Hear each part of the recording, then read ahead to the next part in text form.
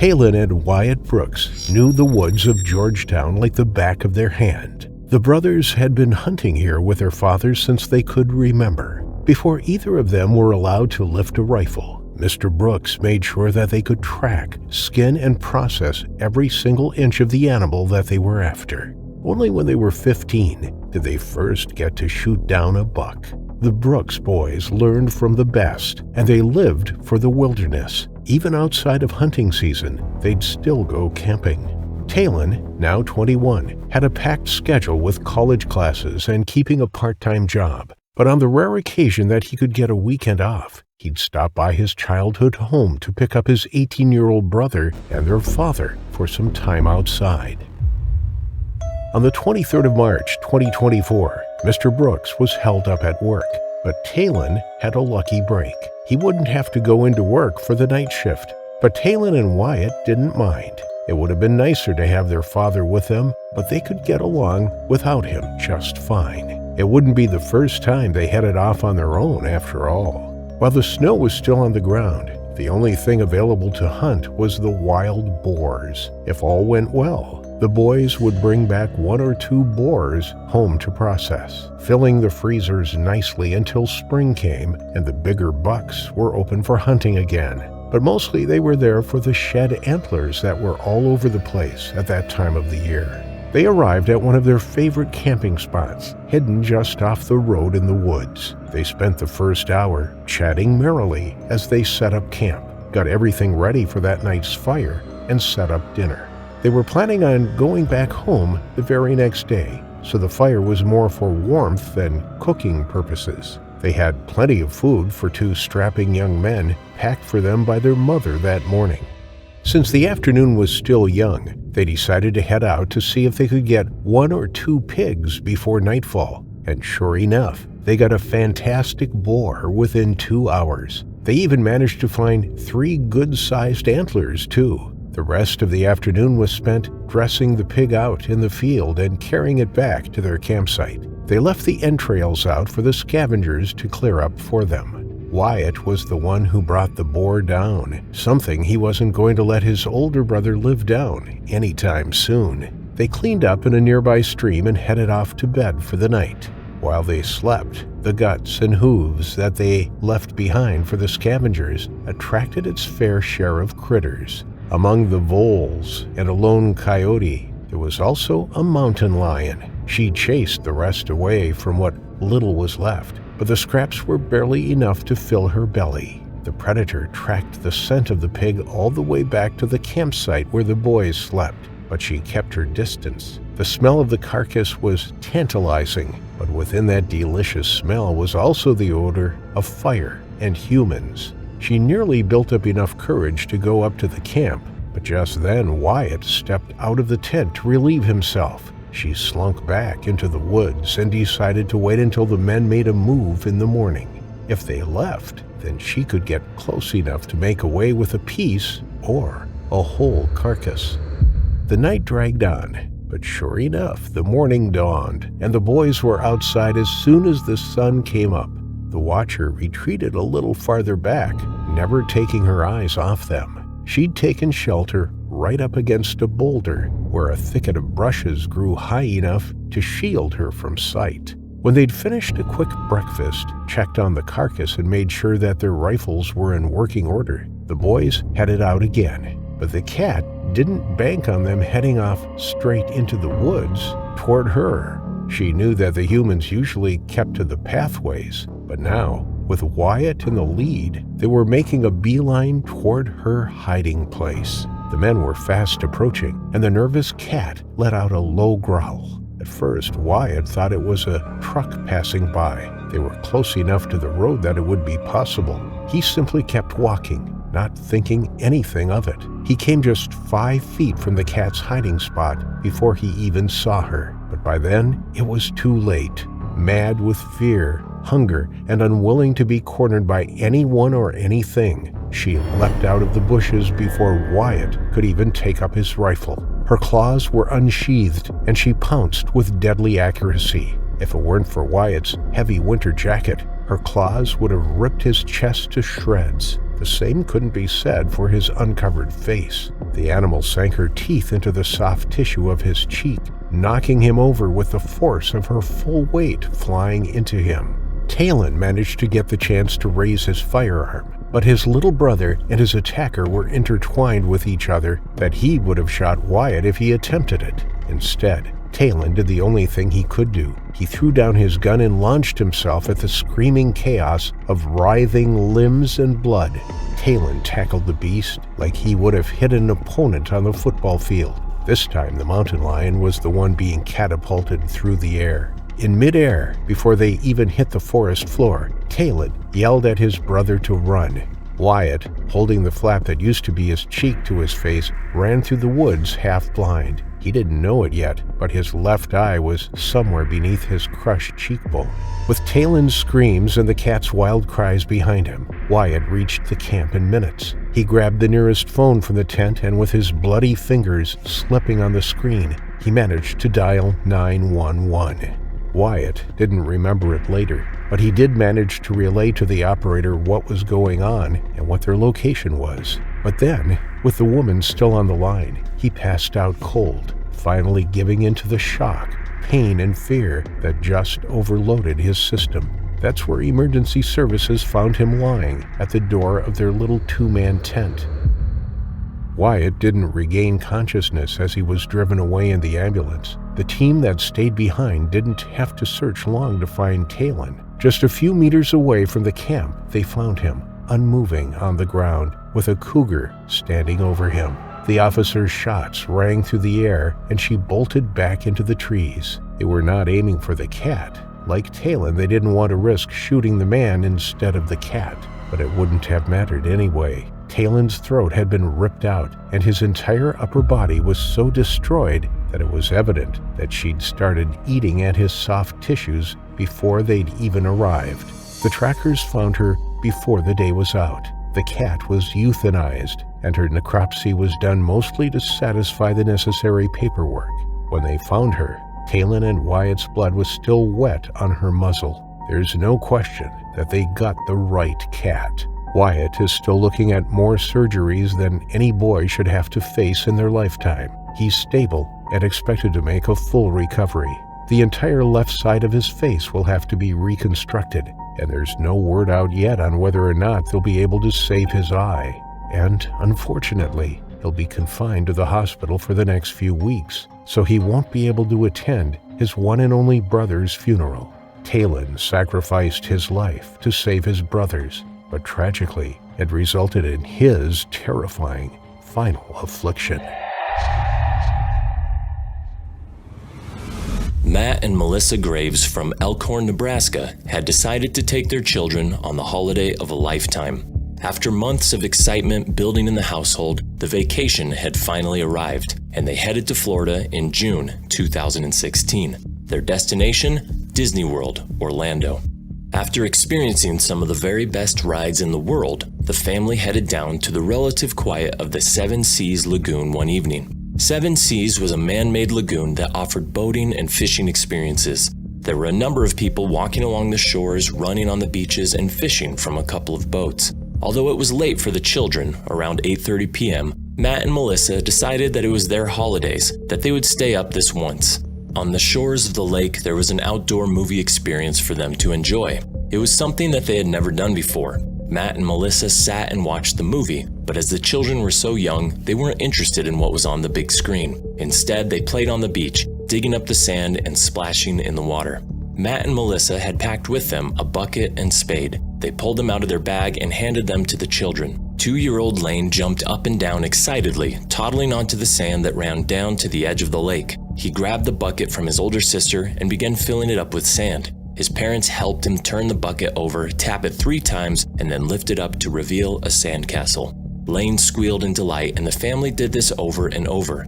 After some considerable time playing in the sand, Matt and Melissa decided that it was getting late and time to go. When they got up to leave, Lane cried out in defiance. His parents looked at each other. They decided to give in to their toddler's demands and stay a little longer. What harm could it do? When it came time to dig the trench around the mound of sandcastles, Lane picked up the bucket once more and ran to the lake. Wading into the ankle-deep water, Matt and Melissa watched on as he splashed into the shallows. He patted his feet up and down, looking down as his toes sank into the muddy, sandy substrate. Then, the 2-year-old bent over and scooped up a bucket of water to take back to the moat they were building. Suddenly, and without warning, there was a huge commotion. In an instant, their happy, playful toddler, who was giggling and grinning, was snatched by an alligator just feet from his family. Matt leapt up from the sand. He jumped onto the alligator, wrestling it into the water. The alligator had its jaws wrapped around Lane's head. Matt thrust his hand into the alligator's mouth. He tried desperately to pry them open, but the great beast thrashed around, throwing Matt off of its back. In the frantic commotion, Matt claims that another alligator went for him in a frenzied attack. It is unclear whether the minor injuries he suffered were from the alligator that took Lane or from a second one joining in on the attack. No sooner than it had happened, the alligator vanished, sinking beneath the water's surface. In a moment of shock and terror, the family were forced to watch their young son being dragged underwater by the terrifying 7-foot beast. In those first heart-stopping seconds, Matt and Melissa ran into the water where their boy had been dragged under. A lifeguard was alerted and came running to the scene. The water was murky and brown. Matt dived under the water again and again, scrambling about with his hands to feel for any sign of their son. He couldn't see a thing. He couldn't feel anything. Every time he reached out, all he did was grab fistfuls of the squelchy, muddy lake's bottom. As he came up for air, he saw Melissa frantically rushing through the shallows, screaming and yelling. Lane made for easy prey. He was only 37 inches tall and weighed 30 pounds. Standing defenseless in the shallows, he was an easy target. Alligators are ambush hunters. They are apex predators in their environment. They typically take fish, turtles, muskrats, birds, and deer. Unlike their crocodile cousins, they are typically less aggressive, and it is rare for them to attack humans. But when they do, they rely on the element of surprise and their bite force. The pressure from an alligator's bite is comparable in pressure to the weight of a small pickup truck. Onlookers at the lagoon could do nothing but watch in absolute horror, hoping upon hope that the boy would somehow resurface. But with each passing minute, their hopes were dashed. Emergency services arrived on the scene within minutes. Jumping into a boat, they scoured the lake. A massive search operation involving over 50 officers was initiated, and devastatingly, Orange County divers came across Lane the following afternoon, 17 hours after the attack. He was lying limp and lifeless in just 6 feet of water. Submerged, he had been left by the alligator only yards from where he had been taken. Heartbreakingly, he was just feet from where Matt and Melissa had frantically searched for him, but the muddy waters churned up by the commotion in the water made it impossible to see below the surface. Lane's body was pulled from the water, carried back to the beach and into the arms of his devastated mother. Rescuers pronounced him dead at the scene. Wildlife officers concluded that although Lane had suffered trauma to his head and neck, he had drowned when the alligator had dragged him into the water. There were only a couple of puncture wounds where the alligator had grabbed him. His body had been untouched after the attack. It is likely that the action of Matt jumping onto the alligator and attempting to free his son from its powerful grip had startled the predator, and after dragging the boy underwater, it had then let go. Lake Kissimmee near Orlando has the second biggest populations of alligators in Florida. It is home to almost 2,000. Their large numbers force some individuals to look elsewhere for food and territory to avoid competition. Some make it into recreational lakes frequented by locals and tourists alike. Following the devastating incident, officers captured and euthanized 6 alligators from the lagoon. When the alligators were examined, their stomachs were empty, suggesting that the reptiles inhabiting the Disney lagoon were hungry. The attack on Lane had been predatory. His actions had not provoked the alligator in any way. He was simply in the wrong place at the wrong time. Since June 2016, Disney World has erected warning signs along the edges of the lagoon, warning tourists of the presence of alligators. Although alligator attacks in Florida are rare, they do occur and they have devastating consequences. Lane was simply enjoying his vacation with the people who loved him most in the world. The alligator was simply taking advantage of an opportunity, one that resulted in Lane Graves' terrifying final affliction.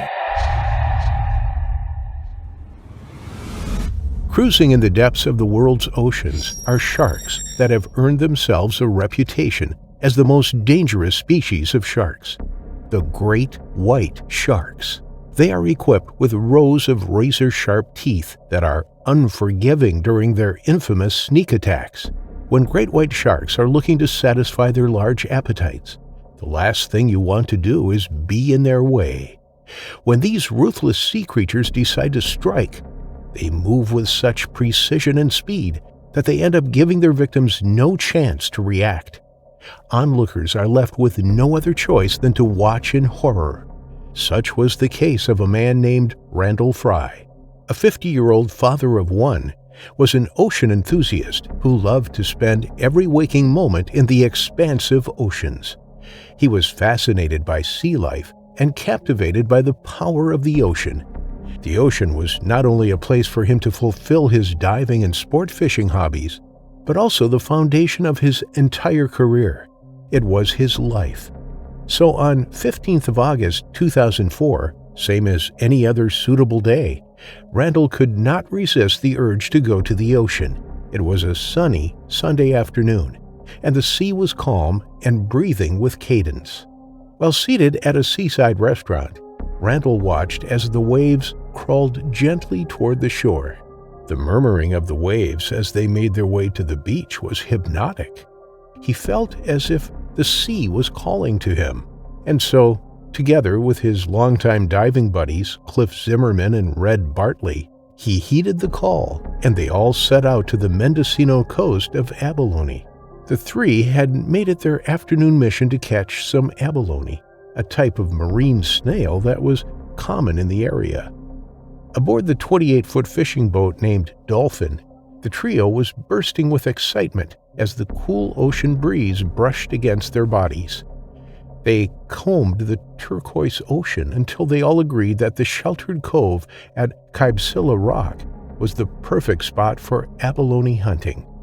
On their way there, they made use of the fishing pole that was on board and caught a few lingcod. Their impromptu boat ride was off to a great start.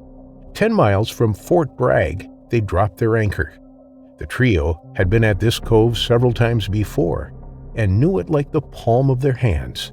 So, before they could set foot in the cool, alluring waters, they quickly scanned the ocean for sharks or sea lions that the great white sharks were fond of trailing.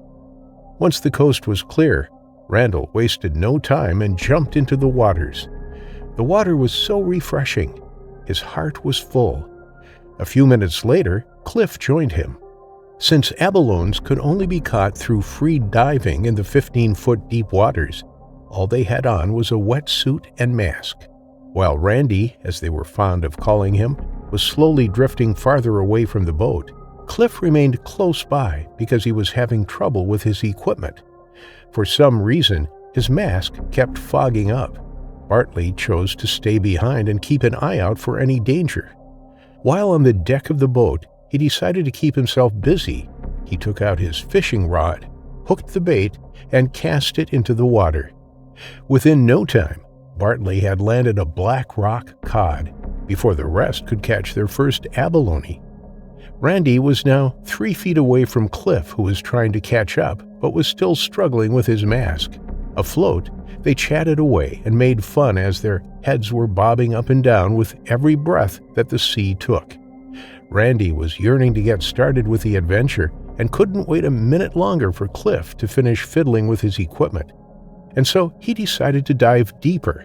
Not wanting to miss out on the fun, Cliff hurriedly cleaned his foggy mask off and dipped his head into the water to suction his mask onto his head.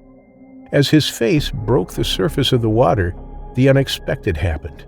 He could feel the pressure of something big passing near him. He stuck his head out of the water and looked around, hoping to see the submarine or speedboat that had just gone past him. In a horrific turn of events, Cliff's eyes were met with a large dorsal fin sticking out of the water. All he knew and needed to know was that the fish was big enough to kill. Before his screams of terror could reach Randall and warn him of the impending danger, the blue ocean suddenly turned crimson. Out of nowhere, the 18-foot great white shark grabbed Randall by his throat and tore his head off, killing him instantly. Copious amounts of blood were seen gushing to the water's surface before both the shark and Randy disappeared into the murkiness of the water. For a moment, Cliff thought that he was right in the middle of a horror movie, but the now strong waves quickly slapped him back to his senses. Cliff, who had spent a good amount of his life on this coast, had heard of many previous shark attacks, but none was fatal. And for a shark attack as fatal as Randy's to happen right before his eyes, it was unbelievable. He could not shake the feeling that a few seconds ago, that could have been him. However, he was still not yet safe from the monstrous creature. He immediately dropped his weight belt and gathered all the energy left in him and frantically made a swim for the boat. He could not tell if the shark was on to him. With his heart about to burst from his chest, he pushed himself beyond his limits, praying and hoping that his body would propel him faster than the water-dwelling monster. Luckily, Bartley was there to yank him out of the water. Bartley, who had heard Cliff screaming at the top of his lungs, looked up only to see a pool of blood spreading on the water's surface.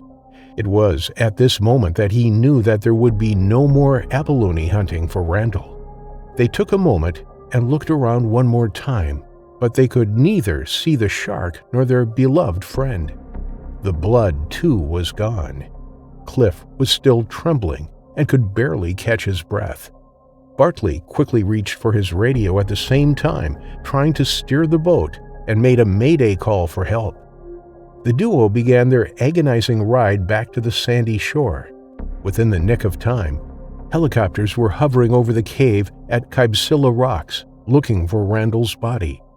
Sadly, their efforts were fruitless. As dusk came, the team dispersed. Bartley began his drive back home, but first, he needed to make another call. He called Randy's mom and broke the news to her. The following day, in a haunting twist, while recounting their interaction with Randall, Cliff remembered that during one of their usual bunters, Randy had mentioned that a shark might get him in the future. Little did he know that the premonition would come true, and in the most horrific way possible, and that his friends would be left watching in horror. The only comfort that Randall's loved ones got was that earlier that day, a Coast Guard had recovered Randall's lifeless, headless body. Were it not for the wetsuit that had his name on it, it would have taken longer to identify him. But the horror was far from over. On September 8th, 3 weeks after the horrific incident, a beachcomber walking on 10 Mile Beach, north of Fort Bragg, found a head. Upon further investigations, it was identified by the Mendocino County authorities as belonging to Randall. Fatal shark attacks in this area were rare, and when consulted about the reasons for this one, experts strongly believe that the shark may have mistaken Randy for a seal. Others suspected that Bartley's decision to start fishing could have attracted the shark to the area. At the time of his death, Randall was a director of the Recreation Fishing Alliance and had dedicated himself to being a voice for the divers and fishermen near and far. His family and friends came together to spread his ashes in Maverick's Surf near Half Moon Bay. He spent his better days in the ocean and wanted to rest near it. Many described him as a generous man whose absence would be greatly felt by his community. Randy's colleagues termed him irreplaceable, and his death remains to be a chilly reminder of the unforeseen dangers that are lurking in the alluring waters of the ocean, waiting to bite the next unsuspecting person in the water, bringing them to their tragic, final affliction. Candace Berner was a 32-year-old special education teacher, originally from Pennsylvania. She was hired by the Lake and Peninsula School Bureau to teach at Perryville, Alaska. In March 2010, she was assigned to teach in the remote settlement of Chignik Lake. This community is situated just over 470 miles southwest of Anchorage on the Alaskan Peninsula.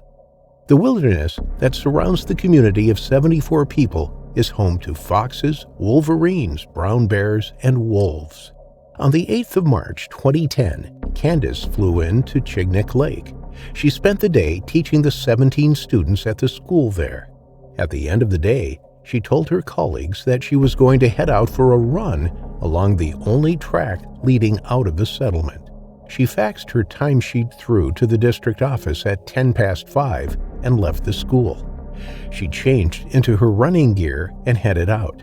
The temperature was about 20 degrees Fahrenheit, or -6 Celsius. There were 2 hours of daylight left, but in less than an hour, Candace was dead. The following story is put together from the evidence presented by wildlife officers, Alaskan state troopers, and eyewitnesses. As she ran along the track, the snow crunched under her feet. She left footprints in the snow. The direction of these footprints would later provide valuable evidence in understanding the events around her death. The track winded its way towards the open tundra. On either side there were trees and shrubs, and hidden amongst these, there was a predator. Less than 2 miles into her run, Candace suddenly stopped in her tracks. Around a corner, she spotted a lone wolf standing in the middle of the road. Candace froze. The hairs stood up on the back of her neck. She took the earphones out of her ears and breathed heavily, unsure what to do. She took a few steps backwards, watching the wolf carefully. It kept its eyes locked on Candace.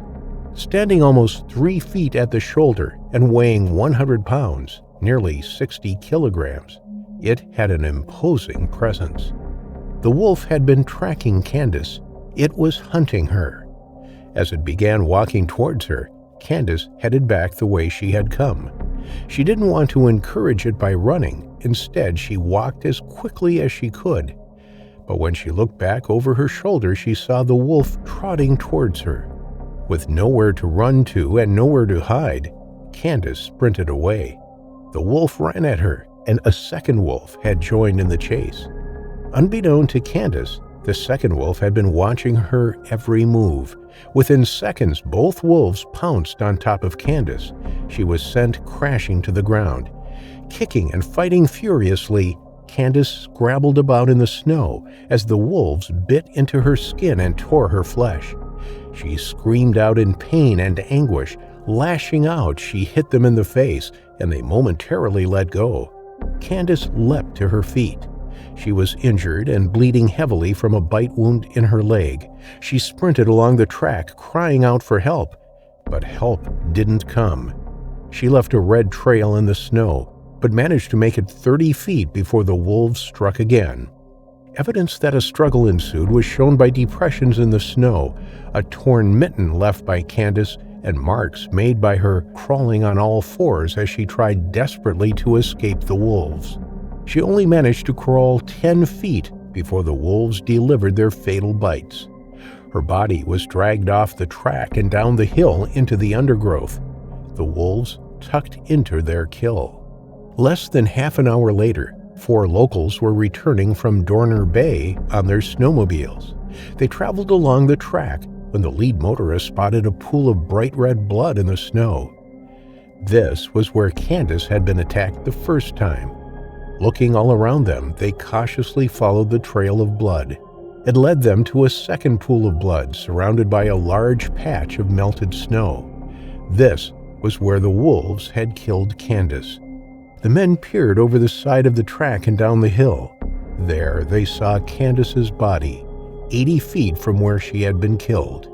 They rushed back to their snowmobiles and sped off to Chignik to report the finding. It was a shocking discovery for such a small and close-knit community.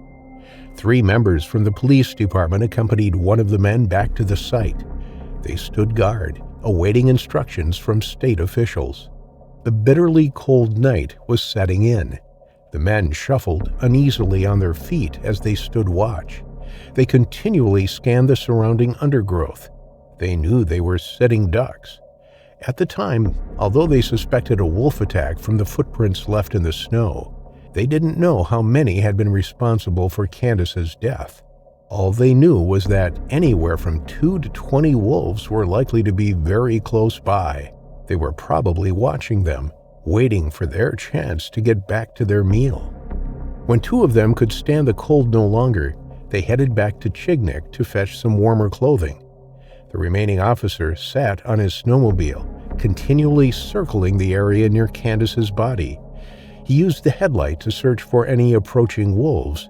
He knew he was in danger, but they couldn't just leave the woman's body out in the wilderness. Then he spotted the telltale glint of eyes peering back at him. He turned the snowmobile to face the pair of eyes. There, standing tall in front of him, was a single wolf. Its bold presence was unsettling. The officer took off in fear on his snowmobile and headed back to the community, abandoning Candace's body. He returned later with a team of officers and locals and discovered Candace's body had been dragged further away and further consumed. By examining the wolf footprints in the snow, investigators were able to determine that 4 wolves had been involved with the attack, although it's thought that only 2 delivered the fatal bites.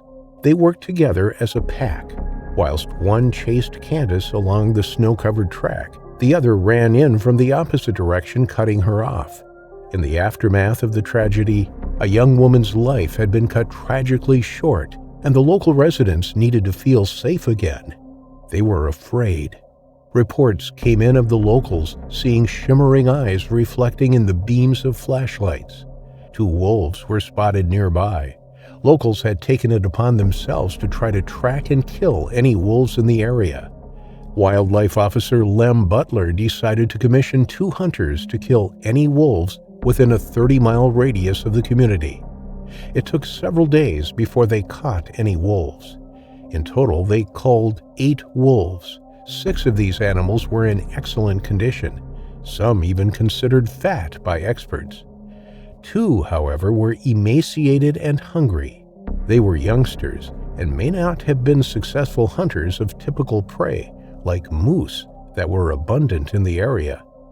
It is not known whether any of the culled wolves were responsible for the attack. It was initially thought that the wolves stalked Candace, but upon further investigation, experts have suggested that the sudden encounter between Candace and the wolves may have been as much as a surprise to them as it was to her. However, her small body frame of only 4 feet 10 inches and weight of only 115 pounds may have turned their initial encounter into an opportunistic attack. Whatever happened to Candace, it is sad that she lost her life doing what she loved. It is sad that she was alone with no one to help her. And it is sad that 8 wolves, most or all of which could have been innocent, were killed as a result. The grizzly bear is a fierce predator and should be avoided at all costs. They have been responsible for over 180 deaths in recent years, although the majority of the time bear attacks are very rare. They will usually only attack when they are protecting food, their cubs, or territory, and would rather avoid humans altogether. However, there are some people who intentionally seek them out and enter their territory, like Timothy Treadwell, aka the Grizzly Man. Even at a young age, Timothy had always been particularly fond of animals, and even had a pet squirrel when he was a child. In his adolescence, he had his first encounter with a wild bear while studying them in Alaska, and that's when he realized his true life calling. He stated that he had lost his way at college, and he had fallen into alcoholism and drug use, nearly overdosing on heroin in the late 80s. This close call with death is what motivated him to initially search out bears and make them his lifelong passion. He studied the bears for 13 years and wrote a book from his findings called Among Grizzlies: Living with Wild Bears in Alaska. During this time, the bears became used to his presence, and he was able to touch them and play with their cubs. In his own words, he stated that he had a good relationship with bears based on mutual trust and respect. Following the release of his book, Timothy began to gain some recognition for his work in television and environmental circles. He traveled around the U.S. to educate local schools and appeared on many TV shows to explain his unique experiences with the animals.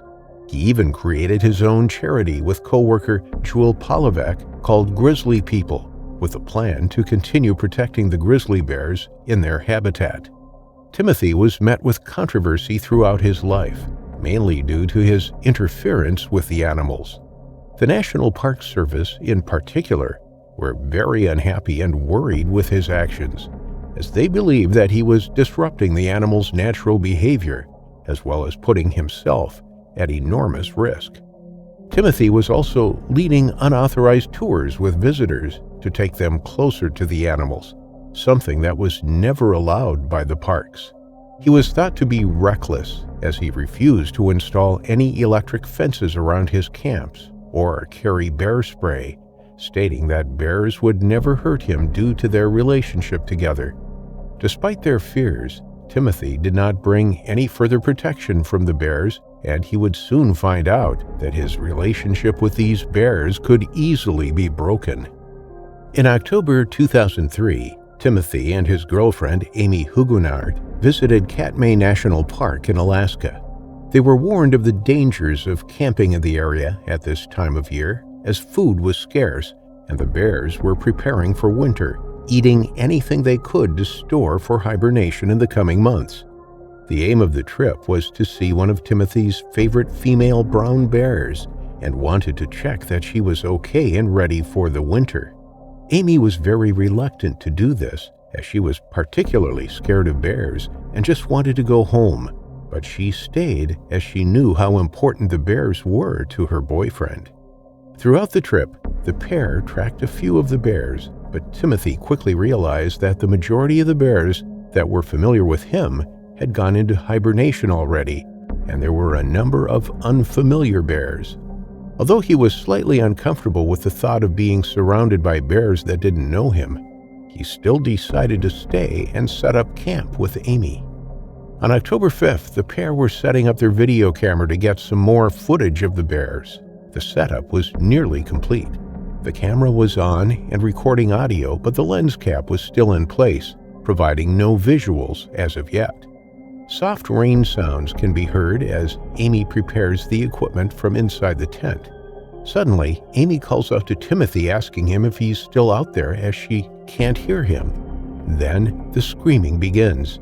Timothy was screaming to Annie to get out of the tent and to escape as he was torn apart by the large 28-year-old male bear.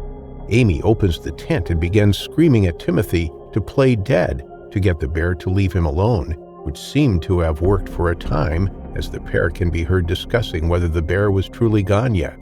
In this time, Amy is thought to have approached Timothy to tend to his wounds, which were unknown at this point, but she had to retreat as the bear returned to attack Timothy once again. This is when Timothy begins to panic, as he realizes playing dead is no longer going to work. He begs Amy to hit the bear with something, and she grabs a frying pan to smack the bear in the head.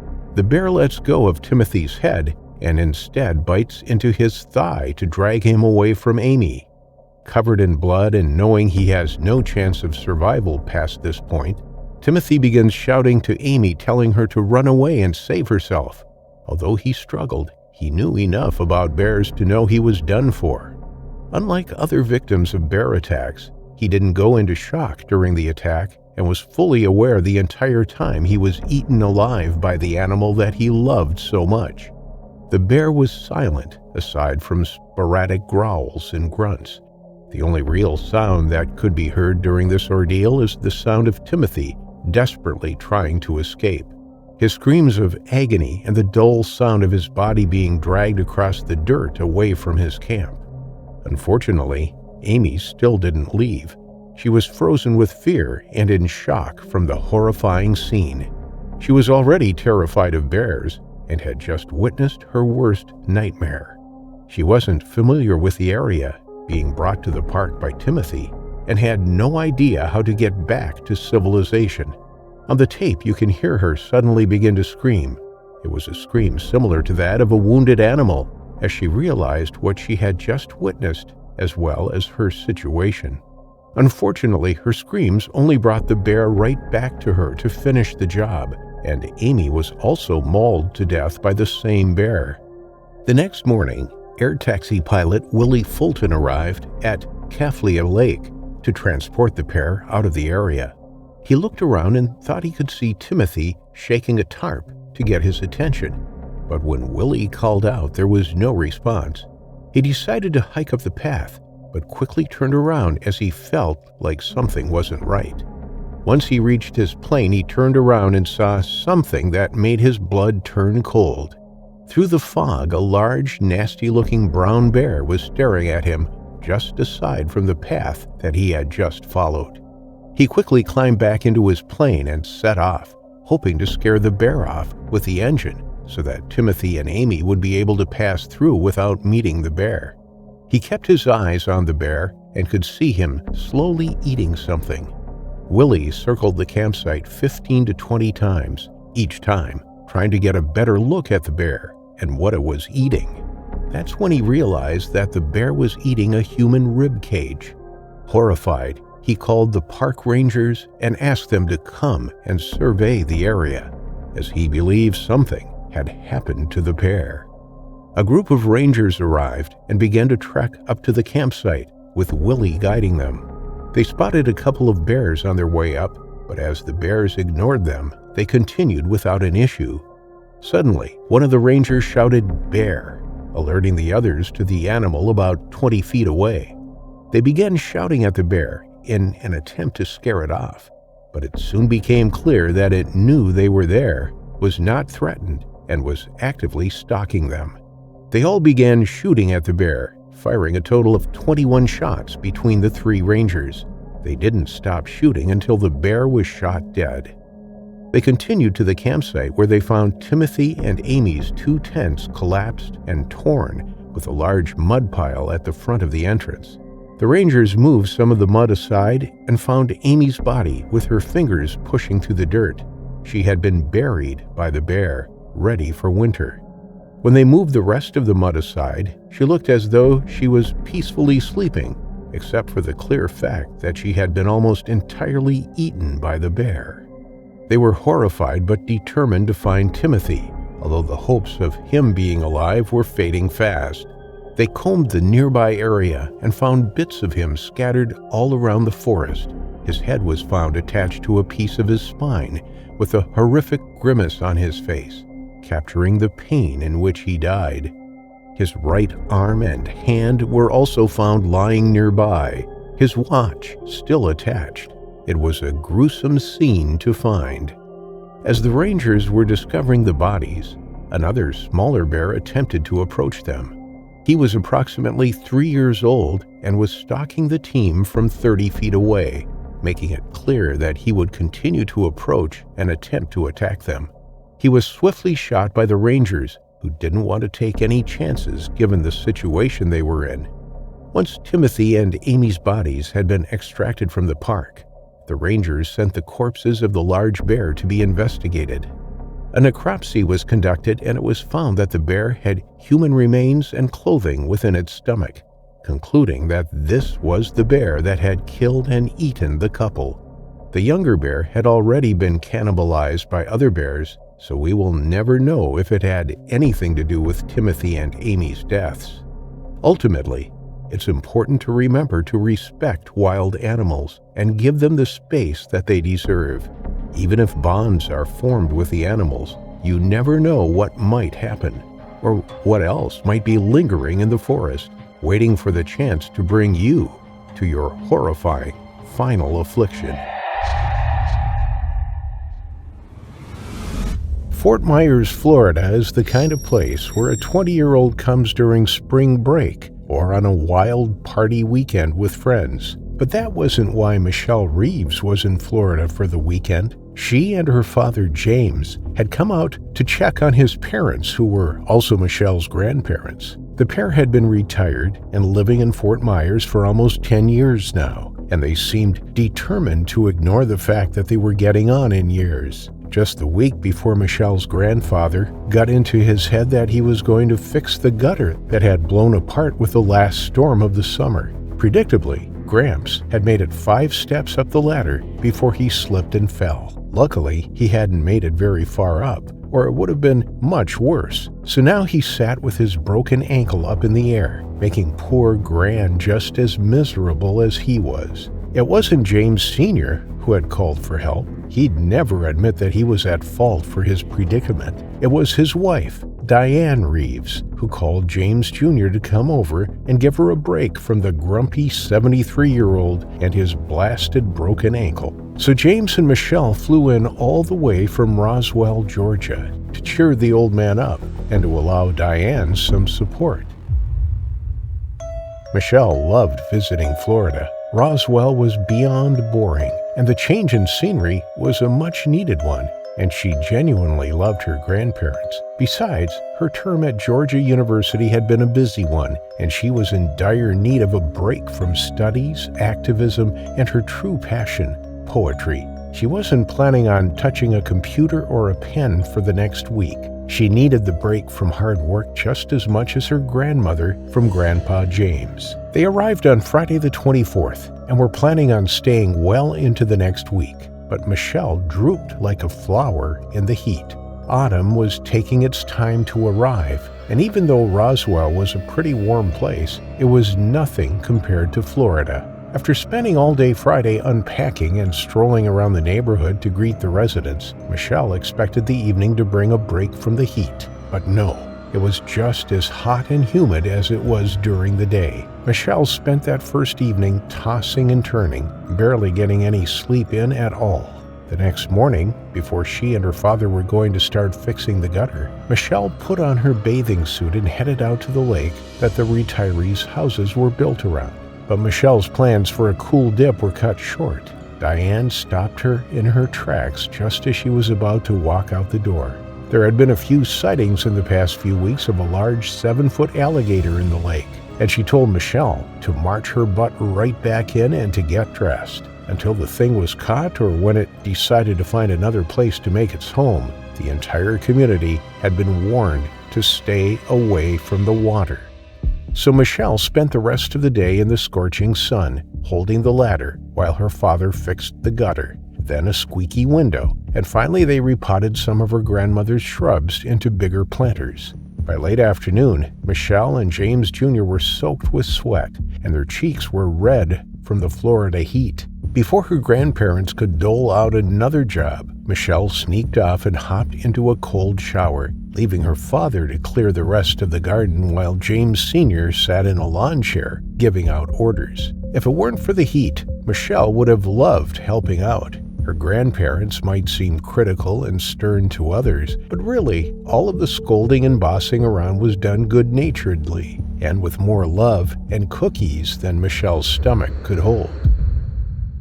The shower helped enormously, but by the time the night came again with its damp heat, Michelle was sweating all over again. Like the night before, she tossed and turned uncomfortably. She got up several times in the night to get a drink of water to cool off, and that's where Diane found her granddaughter in front of the fridge at 1 a.m. Diane dished out some ice cream for the both of them, and they sat for an hour eating ice cream, talking about Michelle's next big projects at school. The ice cream sure helped when she was in the middle of eating it, but by 3 that morning, all of the frozen goodness was gone, and Michelle was right back where she started, tossing and turning another night away. Afraid that a cold shower this time of night would wake the whole house, the young woman slipped out the back door and headed out to the lake instead. Without her grandmother there to stop her, Michelle intended to take a quick dip. She'd be done before anyone was awake, and no one would even know she'd been gone all that time. The water should cool her off sufficiently enough to allow her to get at least a few hours of sleep. And since it was completely dark, there was no need to bother with a bathing suit. No one was going to see her outside at this time of night. With the crickets in her ears and the air outside as hot as it was inside the house, Michelle left her nightgown on the lake's shore and slipped quietly into the black water in an open space between some wild reeds. The opening held a few canoes that rocked lazily on the quiet water. The relief was instant. She didn't even bother to swim out. That would just create unnecessary noise. She wasn't wearing anything, after all, and didn't want her family to see her naked. She wasn't ready for that kind of embarrassing moment. Michelle sat down, submerging herself up to her shoulders in the shallows. About 6 feet away from the girl lay a very confused animal. The alligator had been floating near the edge of the lake, resting right between two canoes. It was half asleep, and it hadn't even heard Michelle walk up to the lake at all. It wasn't until her feet stepped into the water that it jerked awake. The lizard was caught completely off guard and lay deathly still for a good minute, taking in the situation. Its initial confusion faded away after it noticed that the woman was so conveniently close that this would be a wasted opportunity if it let her go. The gator had eaten 3 days before, so it wasn't particularly hungry. But when a meal walks right up and presents itself to you, it would be almost inconceivable not to try to take it down. The seconds passed by, and the alligator crept closer. Michelle took no notice of the alligator's stealthy approach. It was 7 feet long, just about the same size as the canoes it was swimming next to, making it easy to overlook. Michelle was wondering whether or not she should swim out after all, when she felt something hard and heavy nudge her arm. At first, she thought a log had drifted against her. It was definitely dark and bumpy enough to be a fallen tree. But then it moved with such speed and fluidity that she knew it was the alligator she'd been warned about. Before Michelle could even sort out whether or not to stay still or to run, its white teeth flashed in the moonlight. It clamped down on her right arm just above the elbow. Michelle let out one strangled cry, but before she could even get any volume behind her scream, she was twisted so violently that her shoulder dislocated, throwing her head first into the water ahead of her. The gator didn't need to get its prey into the deep water to drown her. It just needed to get her far enough to submerge her head. So, as it coiled around Michelle's body, it rolled from the shallow bank until it got about 5 feet from shore, deep enough for the gator and Michelle to be fully submerged. As the alligator spun her in circles, Michelle's face managed to break the surface for a split second, but instead of letting out a cry for help, water flooded her mouth as she tumbled around back into the deep. Michelle had no chance. Her arm was ripped out of its joint at the elbow before she succumbed to drowning. With the amount of blood loss from her missing arm and her inability to breathe, it took less than 2 minutes for the young poet to die. As quietly as she'd snuck out of the house and into the lake, she'd been pulled into the depths, and no one heard a thing. It wasn't until 10 a.m. that morning, with the sun already high in the sky, that James started looking for his daughter. He'd assumed that Michelle was sleeping in after the busy day they'd had yesterday. But when 10 o'clock came and went, he decided it was time to wake her up to get started on the broken air conditioning. But Michelle's bed was empty, and Diane mentioned that the back door was standing open that morning when she'd come into the kitchen to make breakfast. Not yet concerned, James walked around the property, thinking she'd gotten up earlier than them and gone for a walk. But his eyes fell on the yellow cotton nightgown lying in the grass next to the lake. And then James knew something was terribly wrong. He ran to the place where the canoes were tied, and before he even reached them, he saw his daughter lying face down among the reeds, her hair fanned out in the gentle current, and her body starkly gray against the brown water. Screaming, James dragged Michelle out, but her eyes were blank and her lips were blue.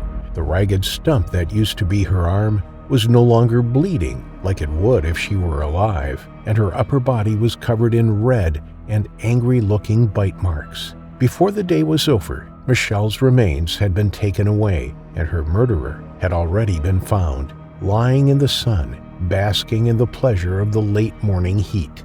The animal was sluggish with its overfull stomach, so it didn't take much to dispatch of it. Wildlife and Rescue were able to remove Michelle's arm and return it in time for her funeral after her terrifying final affliction.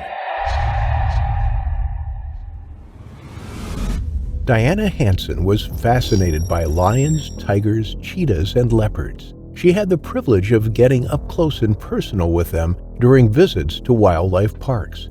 Her Facebook page was littered with photos of her next to these incredible animals. Big cats were her passion. Since Diana was 3 years old, she had loved big cats. Now, just over 20 years later, she landed her dream job. working as an intern at a big cat sanctuary in California. She was learning the ropes, learning what it took to keep some of the world's most magnificent predators in captivity. Her ultimate goal was to work in a zoo one day. Securing this internship was one step closer to that goal. She had spent time with captive tigers and lions during her studies at Western Washington State University and had visited Africa to see lions in the wild.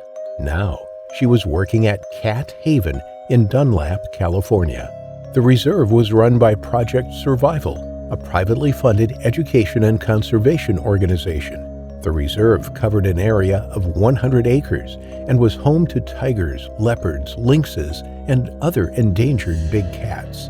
The park was used for educational purposes to advertise the importance of these species as populations of their wild counterparts dwindle. As well as day visitors to the park, they also offered outreach programs during which staff would visit schools and places of work with the big cats to educate and inspire people. 24-year-old Diana was instantly likable amongst the staff. She had an infectious enthusiasm about her work and was devoted to the big cats. She would make up songs about each of the animals she worked with. She loved being at the reserve and working with the animals so much that she requested that she could bring her parents to work to give them a tour. The staff accepted, and a few days later, Diana eagerly showed her parents around the reserve. They visited the tigers and then the lion enclosure. Inside was a male African lion named Couscous. He was 4 years old and weighed 500 pounds, 220 kilograms.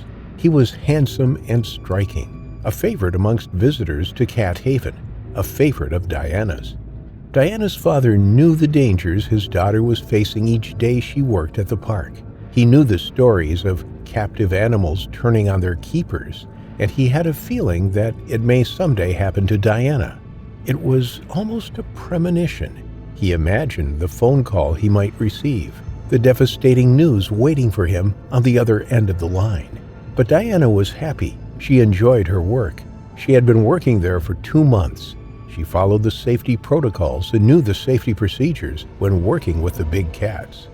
On the morning of March 6, 2013, Dale Anderson, the owner of the park, left with 2 other workers for an outreach program. He was taking a cheetah to show children at a local zoo. It was a standard procedure. The staff that remained at the park, including Diana, continued with their jobs. Meg Pauls, an employee at Cat Haven, worked with Diana. The two took their usual route around the park, each of them assigned to a different section. They had a golf buggy to move around the park. With them, they carried food for the animals and equipment to clean the enclosures. As Meg went one way, Diana went the other. They would then meet at the end of their route and ride back to the staff room in their golf buggies together. This particular day was different, however. Diana's boyfriend was visiting from Italy. Diana had invited him to come and spend the day with her at Cat Haven. Maybe she wanted to prove herself to him. Maybe she wanted to show him just how majestic these animals were, or how good she was at her job. Nobody knows for sure why she did what she did. That morning, Couscous had already been fed. Just after midday, Diana entered the lion enclosure. She knew that she wasn't supposed to go in alone. Usually, 2 or 3 staff members are on site when somebody enters the pens. And as for Couscous, only Dale was ever allowed into his cage.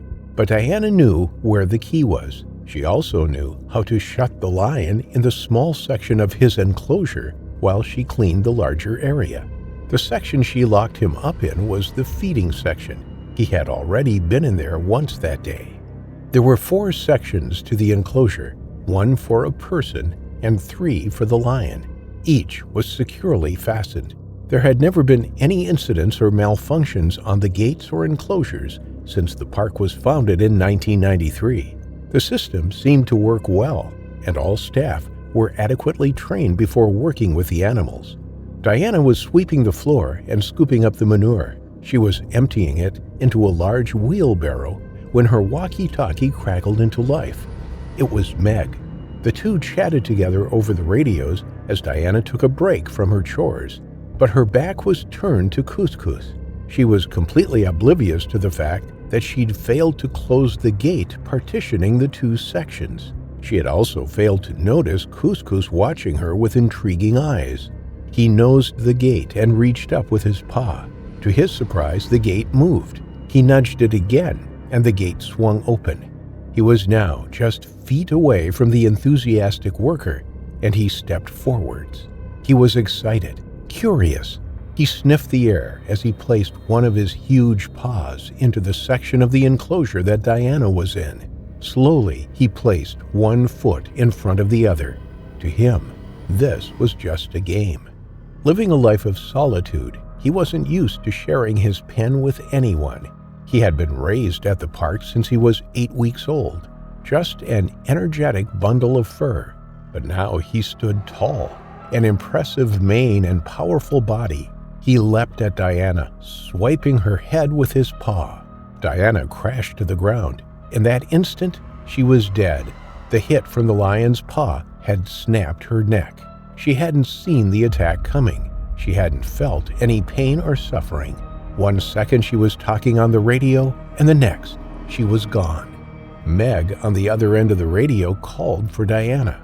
She thought it was suspicious for the conversation to suddenly drop, but continued working. She had finished her section of the park, and now she waited for Diana, but there was no sign of the intern or of her golf buggy. Meg drove around to the lion enclosure, where she noticed Diana's golf buggy parked beside. She immediately spotted Diana lying on the floor of the enclosure, just beside a bush. She thought she must have fainted and called out to her. There was no response. Then her heart leapt in her chest as she noticed Couscous out of his small pen. There was nothing between the enormous lion and Diana. Calmly, Meg tried to talk to Couscous. She tried to keep him away from Diana's body whilst she hurriedly called 911. Emergency services arrived on the scene. Police officers tried to lure Couscous away into another enclosure with food so that the staff could reach Diana's body, but they were unsuccessful. The lion began acting aggressively and defensive over Diana's body. It growled and made lunges towards the emergency responders. Although Diana was unresponsive, they still needed to get the lion away from her if they were to have any chance of reviving her. At that time, they didn't know she was dead. They didn't know what had happened. Less than 30 minutes after Diana entered the lion enclosure, not only was she dead, but Couscous was shot dead by the Fresno County Sheriff's Office. It was now time for the sheriff to make that call to Diana's father. The call he had long been predicting. The call he had been dreading. The family were distraught. They were heartbroken at losing Diana so young. Their only comfort was that she died doing what she loved. Her father acknowledged that she likely died instantly, possibly without even seeing the attack coming. It was not a long, drawn-out attack. She did not suffer, and that provided some comfort for them. There is very little information about why exactly Diana went inside the cage that day. Her boyfriend has never come out with any information confirming if he saw what happened, or if he was with her during the attack. Investigators concluded that the connecting door between the two sections of the enclosure had not been securely fastened. They walked Diana's father through the most likely scenario. It seems that she was distracted at one crucial point and failed to securely fasten the gate. It also seemed that Couscous leapt on her in a playful way, but his strength had broken her neck in an instant. There were no markings to suggest a mauling had taken place, no scratches on her body, just a broken neck. He hadn't even bitten her neck, but it had been broken, apparently, from just one swipe of his paw, a swipe that, in the wild, can be used to take down an antelope, knocking it off its feet. Although he was raised in captivity, Couscous still had the raw power of any lion, a deadly raw power that led to Diana Hanson's unfortunate final affliction.